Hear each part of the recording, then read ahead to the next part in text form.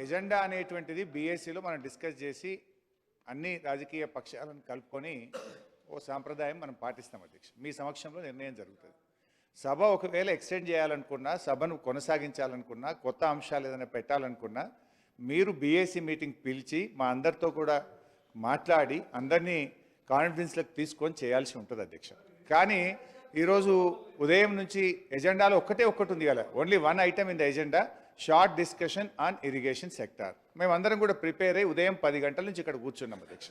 కానీ ఇవాళ మీరు ఇప్పుడు మాకు ఈరోజు అసెంబ్లీ లాస్ట్ అని చెప్పారు. మేము నిన్న ఈరోజు కూడా లెజిస్లేటివ్ అఫైర్స్ మినిస్టర్ గారిని ఉదయం కూడా కలిసి అడిగాం, శాసనసభ రేపు ఉంటుందా, ఈరోజు డిస్కషన్ ఉంటుందా అంటే ఈరోజే ఉంటుంది, ఇవాళనే లాస్ట్ ఎజెండాలో ఇచ్చినాం, వీఆర్ ఫాలోయింగ్ ద ఎజెండా అని మేము శాసనసభ మంత్రి గారిని అడిగితే ఉదయం చెప్పినారు. మధ్యాహ్నం 1 గంటకు కూడా పోయి వారిని కలిసి అడిగినాం. మేము యాక్చువల్గా విప్పులు లెజిస్లేటివ్ అఫైర్స్ మినిస్టర్ వచ్చి మాతో కోఆర్డినేట్ చేయాలి. దురదృష్టం ఏంటంటే మేమే వెళ్ళి వారిని అడిగినటువంటి పరిస్థితి ఈ సభలో చూస్తూ ఉన్నాం.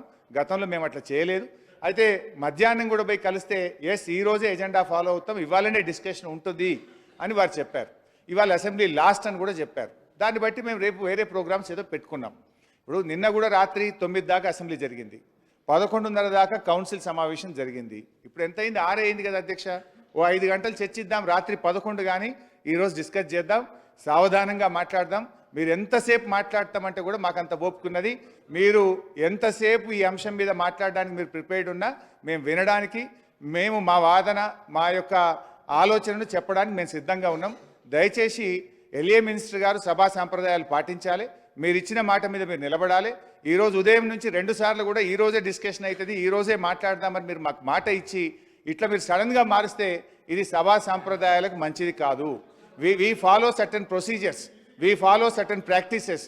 స్పీకర్ గారు మీరు కూడా ఇది ఇంకా 5 ఏళ్ళు మీరు మమ్మల్ని కాన్ఫిడెన్స్లో తీసుకోవాలి. మీరైనా వారైనా మీరు ఏదున్నా ఈ ఒక రోజుతో అయ్యేది కాదు.